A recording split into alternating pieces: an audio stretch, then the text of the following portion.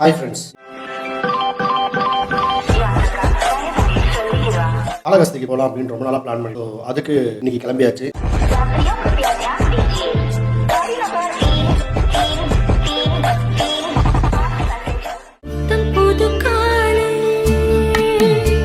வெற்றிகரமா நம்ம ரேணிகுண்டா வந்து இறங்கியாச்சு. அசால்ட் ஆந்திராவில் காலை வச்சிட்டான்.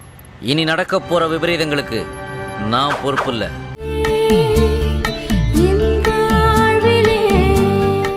காலையில் நீங்கள் இறங்கின உடனே இமீடியட்டாக நீங்கள் வந்து காளகஸ்தி போகிற பிளான் இருந்தது அப்படின்னா வெயிட்டிங் ஹாலில் நீங்கள் ரெஃப்ரெஷ் ஆகிறதுனால ஆகலாம். அப்படி இல்லைன்னா டிக்கெட் கவுண்டர் இருக்குது, அதுக்கு ஆப்போசிட் சைடில் மாடிப்படி ஏறுது. மேலே ஏறினீங்க அப்படின்னாக்கா அங்கே சதன் ரயில்வேவுடைய ரூம் ஃபெசிலிட்டிஸ் இருக்குது. 300 rupeesலேருந்து ரூம் ஸ்டார்ட் ஆகுது.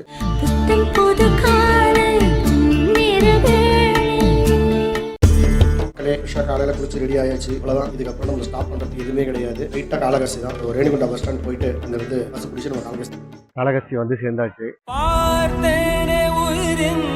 இதுதான் மெயின் என்ட்ரன்ஸ். ஃப்ரெண்ட்ஸ், நான் ஃபர்ஸ்ட் போயிட்டு தரிசனத்தை முடிச்சுட்டு வந்துட்டு இந்த கோயிலை பற்றின டீட்டெயில்ஸ் எல்லாமே நான் உங்களுக்கு தரேன். மக்களே, சூப்பரான தரிசனம், அருமையான தரிசனம், சூப்பராக முடிஞ்சிருச்சு.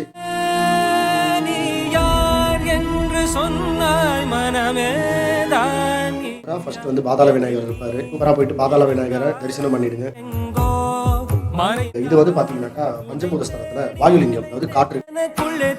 இந்த காளகஸ்தியில வந்து பாத்தீங்க அப்படின்னாக்கா சிவனுக்கு வந்து எப்பவுமே வந்து கவசம் போடும். இந்த கவசம் இல்லாம இந்த சிவனை பாத்தீங்க அப்படின்னாக்கா சிவனுடைய பாதத்துல சிலந்தியுடைய அந்த வடிவமைப்பு இருக்கும். சென்டர்ல வந்து 2 சைடும் 2 தந்தம் இருக்கும். இது வந்து அந்த யானையை குறிக்கிறது. மேல வந்து பாம்பு இருக்கும். இவங்க 3 பேருக்கும் முக்தி அளிச்சதுனால இந்த சிலையிலேயே வந்து இந்த 3 பேரும் இருப்பாங்க.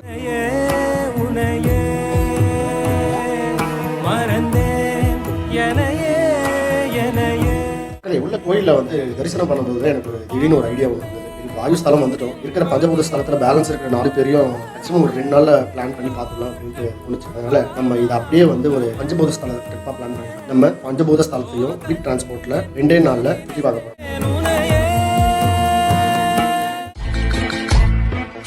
இதை முடிச்சாச்சு. அடுத்து நம்ம வந்து காஞ்சிபுரம் போக போகிறோம். காஞ்சிபுரம் ஏகாம்பரேஸ்வரர்.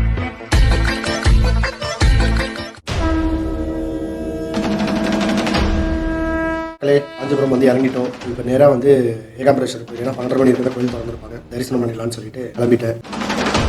இதுதான் வந்து காஞ்சிபுரம் ஏகாம்பரேஸ்வரர் கோயில். கோயில் எவ்வளோ சூப்பராக இருக்கு, அருமையாக இருக்கு இந்த கோயில் தான்.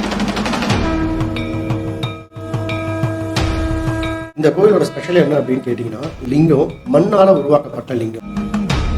கம்பை ஆற்றுல அம்மன் வந்து சிவனை வேண்டறதுக்காக மண்ணிலேயே சிவனை செஞ்சு கும்பிட்டுட்டு வந்தாங்க. இதை பார்த்த சிவன் வந்து அவங்க பக்தியை சோதிக்கிறதுக்காக கம்பை ஆற்றுல வெள்ளத்தை உருவாக்குறாங்க. அந்த வெள்ளம் அடிச்சுட்டு வரும்போது அம்மன் வந்து அந்த சிவனை கட்டிப்பிடிச்சு காப்பாத்துனாங்க. கூட அந்த மூலவருடைய உருவத்துல வந்து அம்மனுடைய கை பதிஞ்ச தடம் இருக்கு அப்படின்னு சொல்றாங்க. இவர் வந்து மண்ணால செஞ்சதுனால இவருக்கு வந்து எந்த அபிஷேகமும் இங்க பண்ண மாட்டாங்க. இவருக்கு வந்து இந்த தைலம், இந்த மாதிரி வாசனை திரவியங்கள் இதை தான் பூசுவாங்களே தவிர்த்து நீர் சம்பந்தமா எந்த ஒரு உண்மையும்.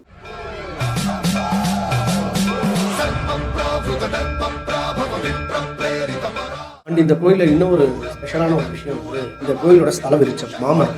3500 வருஷம் பழமையானது அப்படின்னு சொல்லி மாமரத்துல இருக்கிற 4 கிளைகள்ல இருக்கும் 4 வகையான சுவை தரும்.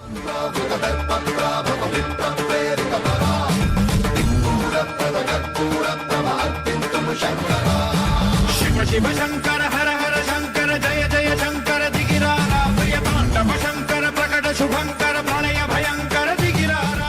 சோழர்கள் கட்டினதான் வந்து மூலவர் இருக்க மண்டபம் கோயில். ஸோ அதை மீன் பண்றதுக்காக தான் இங்க கரிகால சோழனுடைய சிலையை எங்கேயுமே நான் பார்த்தது கிடையாது. ஆனா காஞ்சிபுரத்துல சோழர்களை மதிக்கும் வண்ணம் கரிகால சோழனுக்கு ஒரு சிலை இருக்கு. அவ்வளவுதான் மக்களே, காஞ்சிபுரம் கோயில் தான் தரிசனம் பண்ணியாச்சு. அடுத்தபடியா நம்ம போறது வந்து திருவண்ணாமலை. திருவண்ணாமலை பஸ் டைரக்டா கிடைச்சிருச்சு. பஸ்ல ஏறியாச்சு, பையனும் ஸ்டார்ட் ஆகிடுச்சு.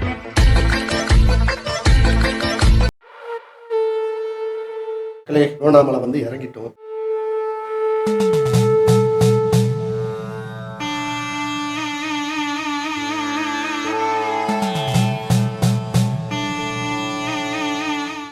தரிசனம் சூப்பரா முடிஞ்சிருச்சு. நல்ல தரிசனம், சூப்பரா இருந்தது. என்னப்ப நல்லவா என் தாயும் அல்லவா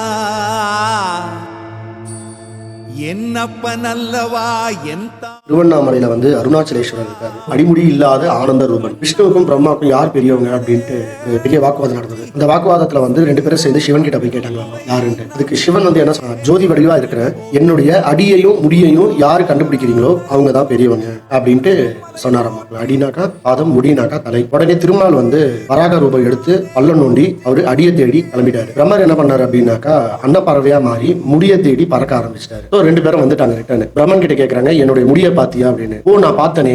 உடனே திருமா கிட்ட கேக்குறாங்க, நீங்க வந்து என்னுடைய அடியை பாத்தியா அப்படின்னு. இல்ல, உங்க அடியை என்னால பார்க்கவே முடியல அப்படின்னு சொல்லி அவரு உண்மையை சொல்லிட்டாரு. அப்ப கோபம் கொண்ட சிவன் வந்து பிரம்மருக்கு வந்து, நீ பொய் சொன்னதுனால உனக்கு எங்கேயுமே கோயில் இருக்காது, ஆபத்தை. இந்த கதை உருவான இடம் வந்து பாத்தீங்கன்னாக்கா திருவண்ணாமலை. அதனாலதான் ஜோதி வடிவான அண்ணாமலைன்னு சொல்லுவாங்க.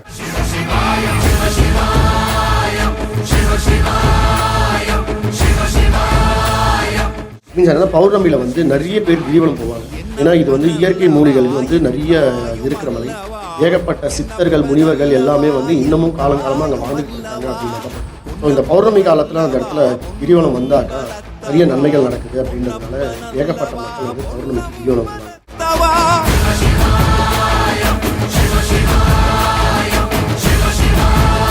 இந்த மலை வந்து பூமி தோன்றின காலத்திலேயே உருவான மலை. 4 யுகமா இந்த மலை இருந்து அப்படின்னு இங்க நம்பப்படுது. அல்லவா என்னப்பன் அல்லவா என் தாயும் அல்லவா பொன்னப்பன் அல்லவா பொன்னம்பலத்தவா பொன்னப்பன். அடுத்தபடியா நம்ம வந்து சிதம்பரத்துக்கு கிளம்புறோம். சிதம்பரத்துல போய் நைட் ஆகிட்டு நாளைக்கு காலையில வந்து வீடியோவை கண்டினியூ பண்ணுறோம்.